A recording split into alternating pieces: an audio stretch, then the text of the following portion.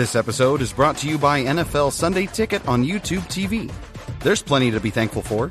Your friends, family, and the fact that you can now get NFL Sunday Ticket for only $89. So thank yourself this holiday season and watch every game every Sunday when you bundle NFL Sunday Ticket and YouTube TV.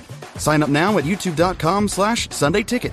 Offer ends December 2nd. Local and national games on YouTube TV. NFL Sunday Ticket for out-of-market games. Excludes digital-only games. Terms and embargoes apply.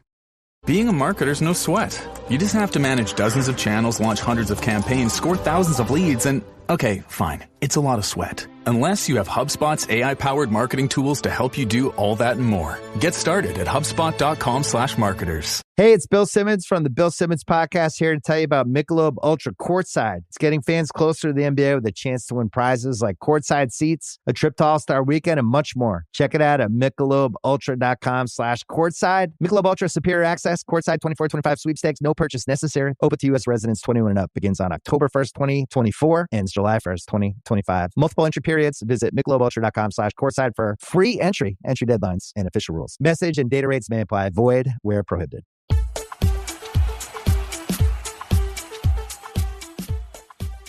Hello and welcome to 1865, the Nottingham Forest podcast and our match report following Forest's first away defeat of the season that ruins that record as they lost, of course, 3-0 away at the Emirates. Of course, Bukayo Saka scored against Forest at the Emirates, as he always seems to do, and Thomas Partey and Ethan Nwaneri, two second-half substitutes, rounded it off with the final score being 3-0. I was at the Emirates. I'm your host, George Edwards, and I'm joined...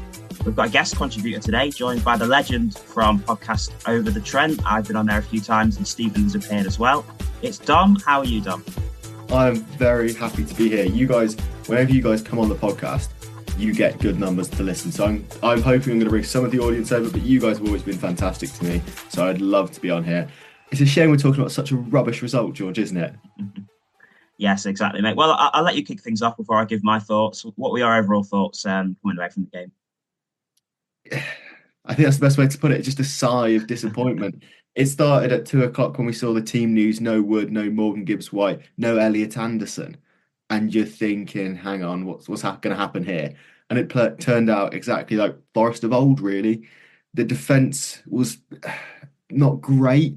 I mean, two of the goals were very well worked goals, and Thomas Partey's goal, the way they moved, Odegaard moved Yates out, was actually quite skillful. Mm-hmm. It was a very good Arsenal team, and everyone who's commentated on it, whether it was radio or Sky TV or Match of the Day, really laid the praise on Arsenal. We need to remember that they are a very good team who've challenged for league titles in the past 2 years.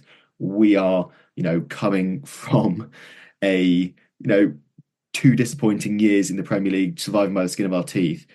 We are going to face setbacks, but what disappointed me was just there was no sort of creativity from Forest, and it showed something I've talked about quite a lot on Over the Trent. What if Chris Wood can't fire? What if we don't have Morgan Gibbs-White? What does that leave us with? And it laid out to quite a flat performance. I think there was just not much there. If Callum Hudson-Odoi scores that ball that goes across him, goes through his legs, we're talking about a totally different game, but it just sort of summed up the game, missed opportunity. But we need to remember, Arsenal are a very good team. Odegaard and Saka didn't go on international break. So when Chris Wood's flying back from Samoa and Morgan Gibbs-White, our best players, injured, did we ever stand much of a chance? Probably not. But I still think it was disappointing.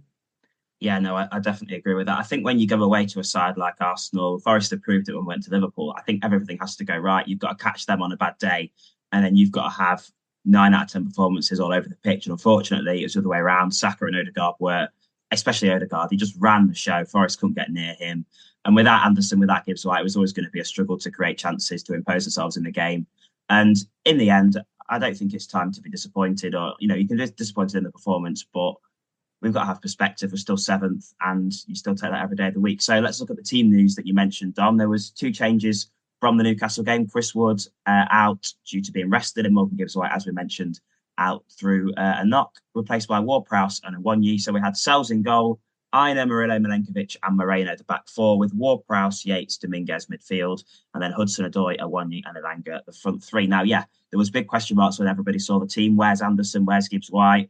Why is Wood not playing? I think the Wood one maybe wasn't a surprise, but we were surprised to see particularly Gibbs-White, because Anderson didn't go up for England duty, but particularly Gibbs-White not in the squad, especially because he was with the England squad.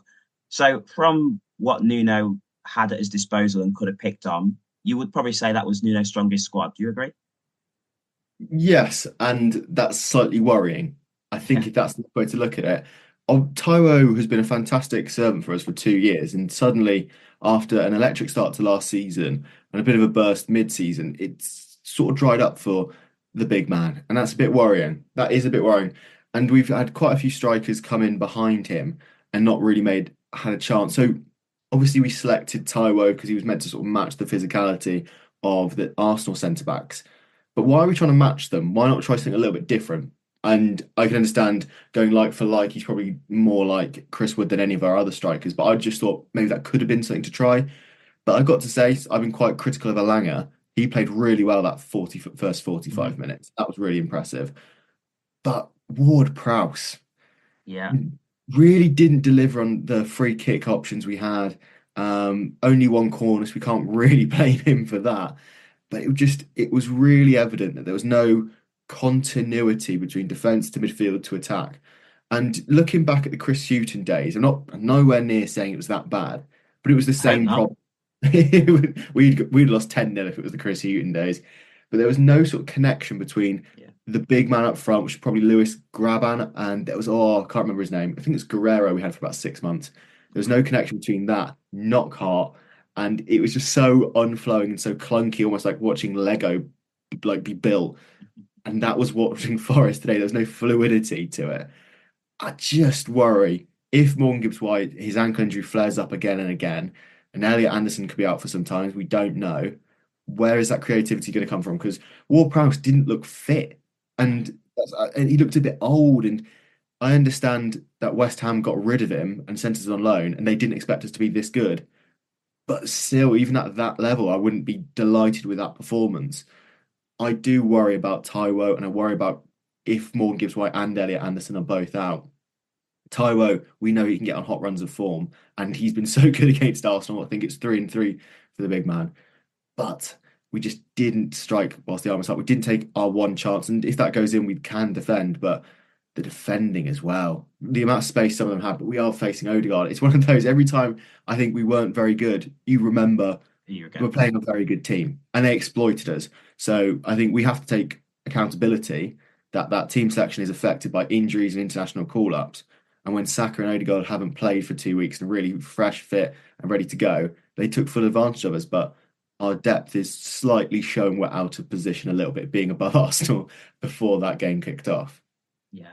I was going to talk about Ward-Prowse in the second half, but you brought it up now, so we'll touch on him. I mean, I really failed to see what he brings to the side because obviously there was a flat three of Gibbs White, Dominguez, Yates yesterday, and it was very hard to see one of them taking in the sort of Gibbs White, the Anderson attacking threat. More often than not, it was Yates, to be fair, with his pressing, with his aggression. Ward-Prowse never seemed to do that, and there's always a bit of concern when a club like West Ham, who aren't, I mean, this season they're 5 points behind us, something like that, and they're not leaps and bounds ahead of Forest, yet they're willing to let somebody with such Premier League experience and knowledge of how to play in this league go on deadline day like it's nothing. They signed him, it was a marquee signing last summer, and in a year he's bashed out on loan. So there's got to be question marks about that. And he came in at Anfield, played really well, but that's when Forest played sort of five midfielders. He had a lot of people in and around him that he could sort of pass to and get rid of the ball. But I thought like yesterday, especially whenever he was under any sort of pressure, he buckled. He didn't really, you saw what Dominguez was doing. He was winning the ball back, sat in front of the back four. You saw Yates being the aggressor. I didn't really see what Ward-Prowse did. And then because of that sort of lack of substance when we've got possession, you're expecting his set piece delivery to be on point every time. That's what I'm expecting. If he's in the side, sort of taking away from our midfield performance, and it wasn't. We had a free kick at one point on the left wing, and he curled it with the amount of pace he does to the first man, and it was on the edge of the box. I mean, I think somebody got a header and it went well wide of the target. You can't do anything with something like that. So I think there was two good corner deliveries out of maybe 5 or 6 that he took. I'm really struggling to see his future in the side. And, he's not completely to blame for this performance because it was a collectively poor display. But with Dominguez, I think, continuing to play well, with Yates doing what he does, looking undroppable, and with Danilo and Sangare on the horizon coming back, are you starting to think Ward-Prowse may be surplus to requirements come January? Yeah, he slightly wasn't. I remember Colin Frey had a relatively harsh interview for Colin Frey standards on the BBC Nottingham Yeah. coverage, and he sort of suggested, "Oh, you're almost at the back of the line here if everyone's fit." And Colin's a lovely man and quite charming and a very good journalist. And he really did put it into perspective, didn't he? Mm. Ward-Prowse is no one's first choice at Nottingham Forest. And with such a big wage bill, he could return in January to a struggling West Ham team, if we're very honest. And I will defend him here. When his set pieces were going off against Forest for the Southampton game, Away, yeah. it was one of the most frightening performances. And he got them into that game single-handedly. And I think we sort of expected to get that performance. But it was just so flat. And I mean, we've been struggling in London for a long time. And Ward-Prowse is someone who hasn't had a lot of game time. It is unfair to put the whole thing on him. But it was disappointing. I do agree, surplus to requirement. I wouldn't mind seeing him back in East London in January. I don't think he's offering a lot. He's almost, in NFL terms, he's a bit of a punter or a kicker. He's brought in for corners and free kicks, and he's missed them both. He's really not delivered. And we've got some good players in there for set pieces, and we just didn't take them. So if he can't deliver against Ipswich, I'm not too sure if Morgan or Elliott will be fit for that. But if he can't perform against Ipswich, then we really, really do need to think about James Ward-Prowse's future in Nottingham. And I saw a stat a few weeks ago about Elanga and his set piece delivery being one of the most threatening in Europe. So it's not like we're majorly missing out. And that was a big surprise of pre-season. I remember going to the Chesterfield game in pre-season, Elanga on set pieces, and they were electric. So that was sort of an issue that Forest maybe countered. And you mentioned the London thing. I was talking to Grandad after the game about it. And I think the only place we've actually played well in London is Stamford Bridge 3 times. Apart from that, you think of Fulham, Palace, we've done all right, but one of them was the party game and the other one was a drab 0-0. We failed to really impose ourselves. But just lastly on Ward-Prowse, I think there's a slight positive coming from it as well, because yes, he's not fitted in with the system, but the fact Forest can afford maybe to let somebody of his quality go, does that show the progress that the team has got this season, the fact that he may seem deemed surplus to requirements? That's a really good positive point, and I think Forest fans listening to this will want a bit of positivity because it was a pretty rubbish day yesterday. The way it sort of ended, I got grumpy. I think everyone, we finally got noticed. We lost 3-1 to Newcastle at home. We then lost 3-0 away from home, and all the sort of joy has been sort of kicked up the arse. But that's a very good point. We're still doing fantastically well for the budget, for what's been spent, for who we've got in, and definitely considering how we even ended last year. Apart from wins away at Burnley and Sheffield United, it wasn't a great end to last year. This is a really positive place to be for Nottingham Forest. And yes, the last 2 games haven't been good, but the last 2 months have been excellent. And we really need to remember that. And, if James Ward-Prowse can't cut it, I remember him being in the discussion for the England squad at the last World Cup. So he's a very good player. And the fact he's not quite good enough for us right now says so much, like you've said, about the players we've got and what we're getting out of them. Yeah, absolutely. Let's bring it back to the game then, because I think from the start, Arsenal really set the tone. And obviously, you managed to watch a bit of it on Sky's Game of the Day, which I don't know how they didn't choose Wolves 4, Fulham 1. I don't know how Forest managed to be there, but it's because it's an Arsenal, the big teams, and they won and stuff like that. But I think Arsenal's start to the game, the fact they kicked off, they kept possession, and Forest didn't get a kick for 20 minutes, it really sapped the belief and the intensity out of Forest and the supporters as well. It wasn't a great away day. By the third goal, I think Grandma, Grandad were the only people on our row. It was a dull, rainy afternoon, so I can see why people left to get trains and things like that. But Forest, Dom, I think just looked intimidated, didn't they? And that's the first time this season we've gone away. This season we've gone away to Brighton, to Stamford Bridge, to Anfield, and imposed. But for the first time yesterday, we looked intimidated. And I'm really surprised at that. I don't know really what happened. I think everything just came out wrong when we played yesterday. And Nuno's been fantastic at Wolves and even at Spurs. He's getting some good away wins at Spurs. And obviously they've done quite well yesterday as well. Let's not forget a 4-0 win over Man City. That is quite impressive. And glad to see Brennan Johnson, one of our idols between us two, scoring. But going back to Forest, it was the first time we did look almost, and I'm not saying this in a bad way, Steve Cooper-esque. It was very backs to the wall, defending on the line, got away with an offside goal, which before VAR could have easily been given. It was a real sort of panicked team. And it's so interesting, and it shows a lot about how much we rely on Morgan Gibbs-White or someone like Elliot Anderson, that we look up to them. Because Do you remember when we played Arsenal last home game of the season, sorry, and Morgan Gibbs-White's throwing in slide tackles like he's just learning how to play FIFA? He is all over the place, following the ball, running everywhere, really creating something for Nottingham Forest when we are under the cosh. Yates is doing that to an extent, but he doesn't have the creativity. And he's a great leader, but we needed an outball to relieve that pressure. And without that, the pressure just grew and grew and grew. And Saka is a phenomenal player, and as much as we can have a go at his diving or when he fakes injuries to not play for England, he always turns up and scores a great goal against us at the Emirates. And it's a really good goal. Odegaard was fantastic. And it's quite hard when you're seeing some great players play against you, doing it well, doing it confidently. I can understand why the air was sort of sucked out of the bubble for Nottingham Forest. We conceded relatively early and didn't look like creating a chance at the other end. So it was always going to end with a 2-0 defeat. And I was a bit disappointed that the third goal went in. And that sort of really did kick the energy out of Nottingham Forest. But that Party goal, admittedly, Ward-Prowse could close him down, but there's no communication. Yates is moved by Odegaard. Party scores a really good goal. And that again just takes it out of you, just conceding that one from outside the box. And conceding two for Nottingham Forest was not something that's happened a lot when we, haven't scored. So I think the players didn't know how to react for the first time. And after being on such a bounce, they've hit their first road bump. And it'd be interesting to see how they react against Ipswich. Yeah, reaction will be the big thing. It's not very often that I notice opposition players because I'm so focused on watching Forest. It's not very often they shine through. But like we've mentioned already a couple of times, Saka, and particularly for me, Odegaard, just completely ran the show. Like Odegaard managed to just find space all over the pitch, on the edge of the box, wherever he wanted. He dictated everything Arsenal wanted to do. And then you actually mentioned Elanga playing well, and I agree with that. And there's been some people on Twitter, not happy with him.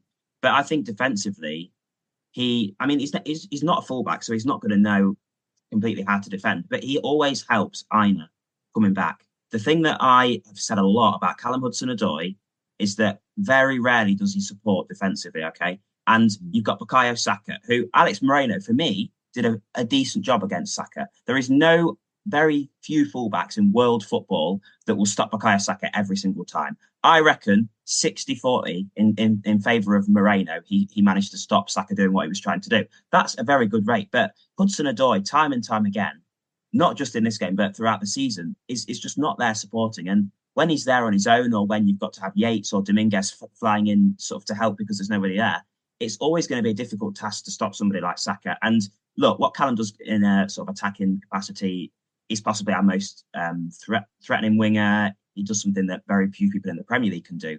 But it really frustrates me defensively. And obviously Saka, maybe the goal isn't because of that. But do you feel like Hudson-Odoi could support more? And if he had, Forest maybe wouldn't have been overloaded by Saka as much?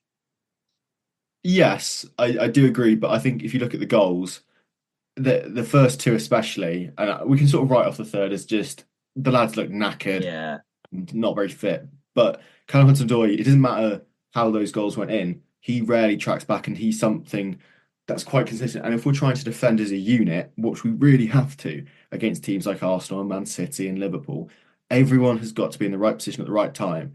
And I don't think Callum Hudson-Odoi was the only person who didn't turn up yesterday. But when he doesn't turn up, he leaves a gap, which can then be exploited. Mm-hmm. And Moreno, like you said, did a really good job of covering one of the best wingers in the world, one of the best wingers at the Euros, who performed fantastically for Arsenal over the past 3-4 years. But all he needs is one opportunity. Yeah. And we often say that about Chris Wood. He only needs one opportunity. So a player can have a great game against him. But if Chris Wood can just get a little glancing header, then the defender's job isn't done correctly. You almost have to have a perfect game against these players. And I don't think we were anywhere near a perfect game. We were pretty bad. We sort of summed up by the weather, cold, wet and damp. We just didn't really look like we wanted to be there. And I think they could have scored a few more, judging by the commentary on the radio and watching it. They did have some good opportunities. I think Callum Hudson-Odoi, could track back a little bit more. But I don't think he was to solely blame for both of the goals. I think everyone was just poor yesterday. Yeah, no, I'm not saying he's completely to blame. You're going to laugh at me at this, though, because particularly Over The Trent listeners will know about my love for Scott McKenna. And last season, what you said was proved to a T, because we went to Arsenal, first game of the season, it was a back five, and it was Aina left wing back, McKenna left centre back. And between them, they completely nullified Bukayo Saka. From open play, Saka did nothing. But then we conceded a corner. We didn't clear it. Saka has space on the edge of the box and he fires at top corner. So from open play, we were exquisite, but he had that one chance and he took it. And that's what the best players do. And Saka did have a lot more joy than last season. But Dom, you want to come in? Yeah, and also, I'm actually going to just thinking about last season, how bad we were at set pieces. A lot was made about the weird stance Forest had at the corners, and you would have seen this being in the away end. It was such a strange sort of setup, but it worked. Arsenal are a really good set piece team, and I'm going to try and be positive here. If we can keep them out from purely set pieces, and on a bad day, that is something to really, really go for. And that's being a positive. And I actually, we talked about, how Forest historically struggle in London, but we've historically always been rubbish at set pieces. My dad, who went to Wembley back in the late 80s, will tell me stories about how rubbish we were at set pieces. And under Aitor Karanka, I remember the big storyline for him was how was he going to stop Forest conceding set pieces. But if Nuno, on a bad day, we've lost to 2 very good goals off good instances, but we kept very well on the set pieces, that is something to take as a positive. And we figured Arsenal out there. Arsenal have got to come to the City Ground later this year, and maybe we can get some points off them, but we have to take the lessons from today. Absolutely, Tom. I'm glad you found a positive, and it seems a good time to take a break. The 1865 Match Report. Behind the delivery trucks that keep your life stocked, thousands of employees at BP go to work every day. People bringing a new offshore production platform online. People making our refineries capable of more, like making renewable diesel from agricultural waste. People trading and shipping fuels to our customers. And people helping truckers fill up and get maintenance at our convenient locations. They're part of the more than 300,000 jobs BP supports across the country. Learn more at bp.com/investing in America. You're listening to 1865, the Nottingham Forest podcast. Hello and welcome back to 1865, the Nottingham Forest podcast, and our report following the first away defeat of the season at the hands of Arsenal. So if we look at the halftime change, you mentioned Elanga played quite well. I was impressed with him as well. Maybe not from an attacking point of view, but, that's that. He came off for Jota. Now, maybe that's an injury that hopefully isn't, because he went down midway through the first half. But might just be easy to say in hindsight, okay? But I feel like that should have been Ramon Sousa, because Elanga, for me, Hudson-Odoi and Sousa are very similar players, and Jota is the sort of outlier. He's the disruptor.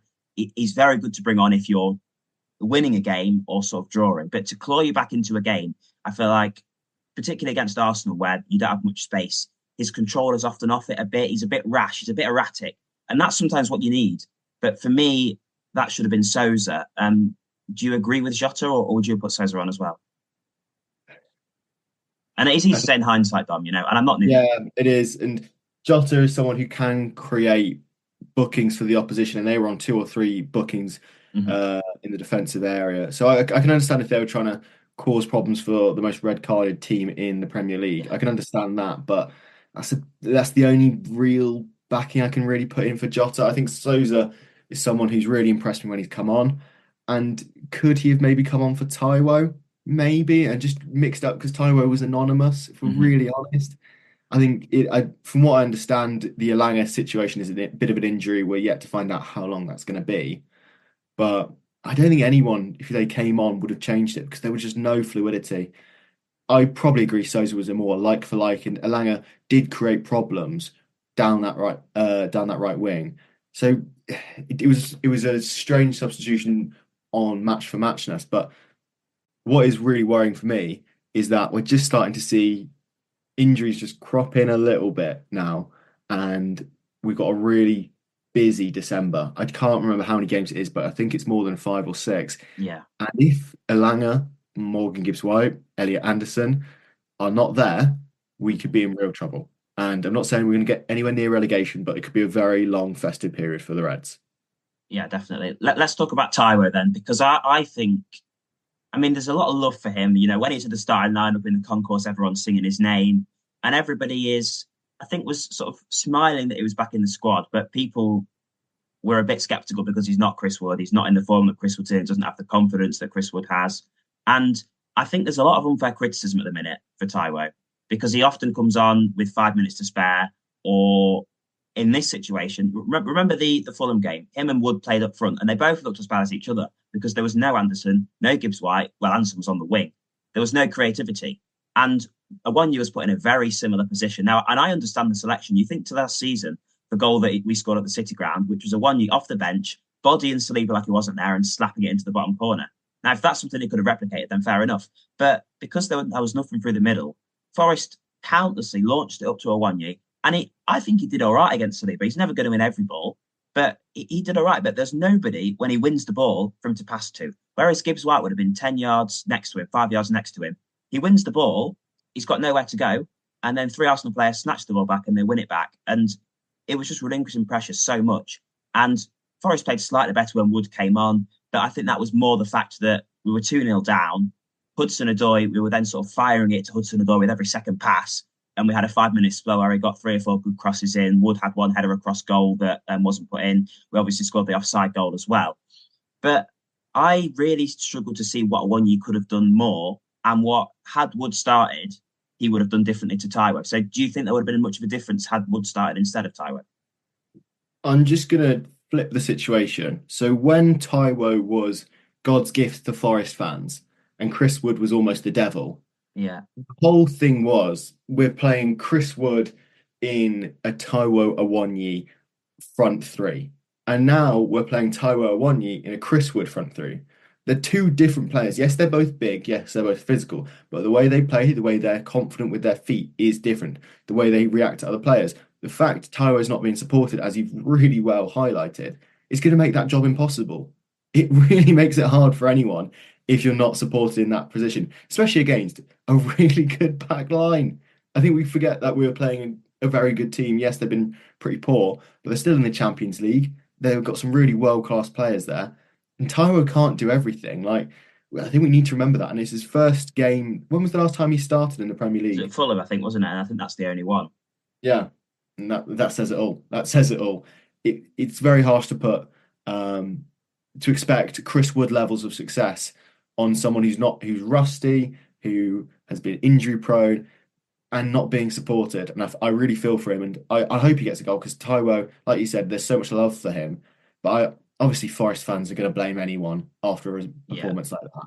But it's not on Taiwo. It really isn't. He was not given a chance to succeed.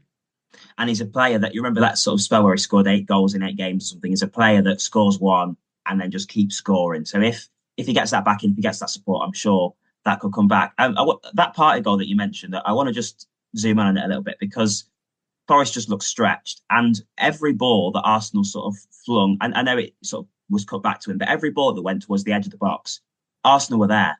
Whether it was a cutback, whether it was a square pass, Forest midfield were just nowhere near Arsenal. And that was shown by that third goal. Too much space. And I think what I alluded to the most was Arsenal were just a yard ahead of Forest, and Forest were reacting the whole game compared to anticipating what Arsenal were going to do. So I don't know, had Morgan or Anderson played, maybe there was a bit more creativity, maybe Forest have had a bit more belief. But I think from early on, it was pretty clear Forest were going to struggle to get something. In terms of where it leaves us, Dom, it's only our 3rd loss of the season, but we've now conceded 3 goals in our last 2 games. Murillo and Milenkovic. I think the midfield was where we lost it yesterday. I think the defending against Newcastle looked poor, maybe looked a bit out of sorts, and conceding 3 in one half after a decent-ish first half performance is a bit worrying. But I'm not overly worried by the defensive display against Arsenal. But do you think it's time to be concerned about the fact we've conceded that many goals in 2 games, or are we going to sort of wait till Ipswich and see if it settles itself down? I think there's a very good chance it will settle itself down. I'm a big believer in the best defense is being able to switch to excuse the Americanism to offense, as they say. Being able to have an out ball means the defenders can reset, they can organise, they can take a breath. And when you're playing against someone like as good as Saka, Gabriel Jesus, hasn't scored in a long time, but he's still a very good player.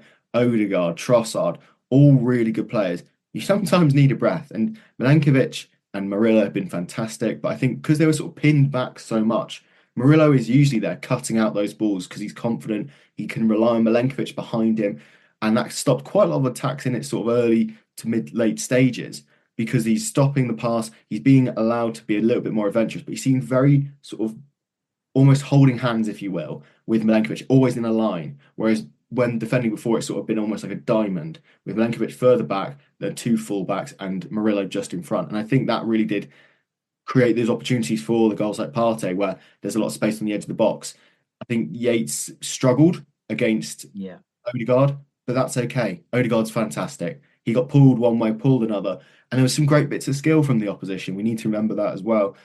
And I know I've used this as an excuse. It wasn't our day, didn't turn up, lost to a better team, fair enough. And I think Nuno said that in the post-match press conference. I think our defence will get better when Morgan Gibbs-White or Elliot Anderson can play, and that means they can have a breath, relax, take a few seconds, and put the pressure on the other team. Because when it's relentless pressure, you will break. It's impossible to keep a clean sheet when you're taking pot shots for 90 minutes. So I'm not too worried. We just need to make sure we have some creativity in the future, because I think that is where the goals came from, just constant pressure.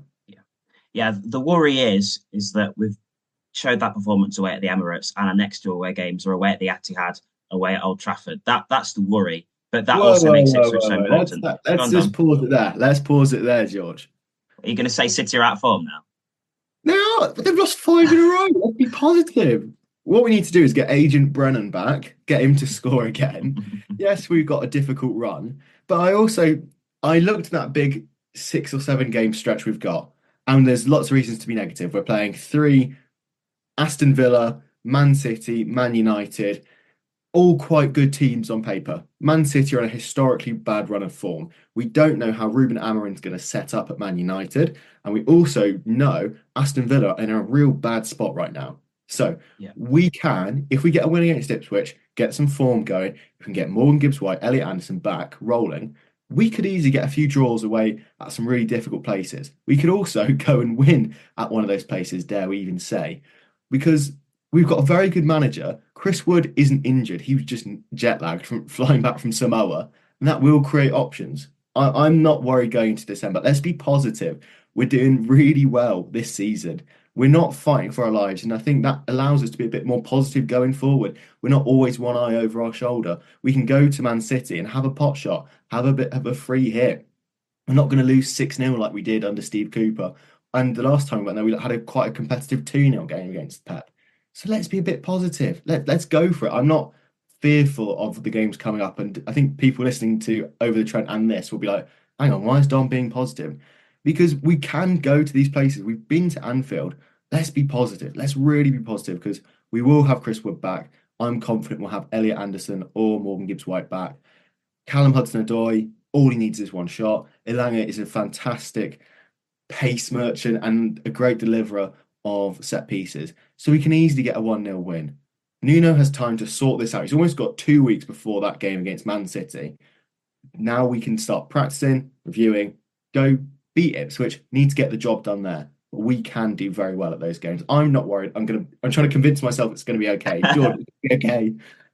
I love your optimism, Dom. I really do. And the thing about it is, you think we lost 5-0 to Arsenal in the first season, and it put us about 19th in the Premier League at a very similar time to this season.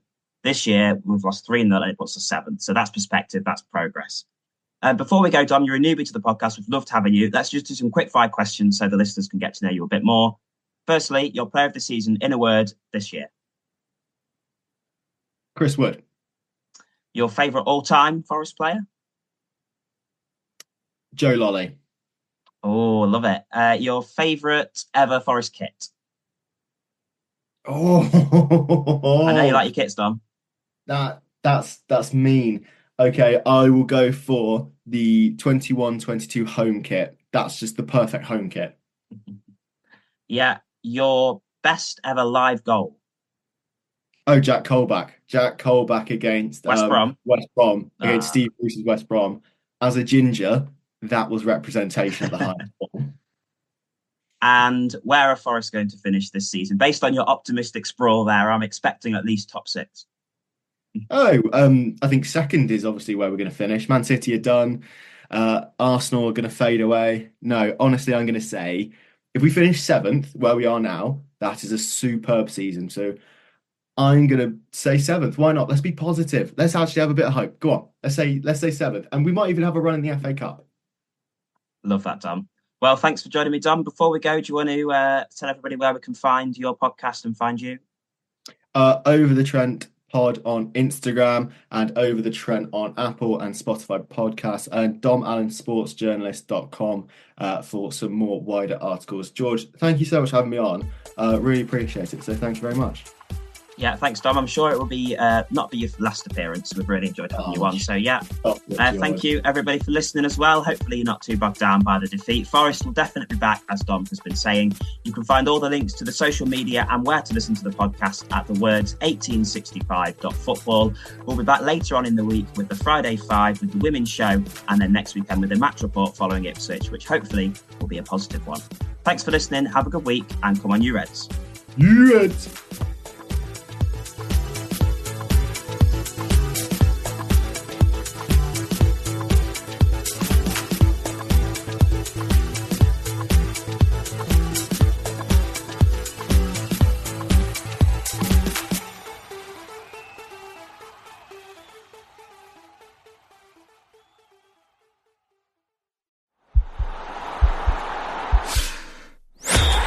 Podcast is part of the Sports Social Podcast Network.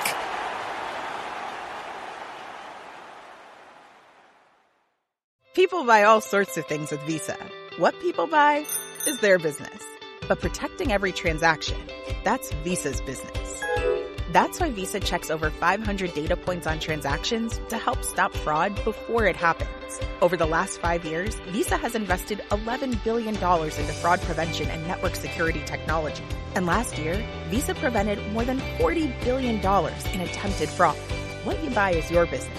Protecting how you pay is Visa's.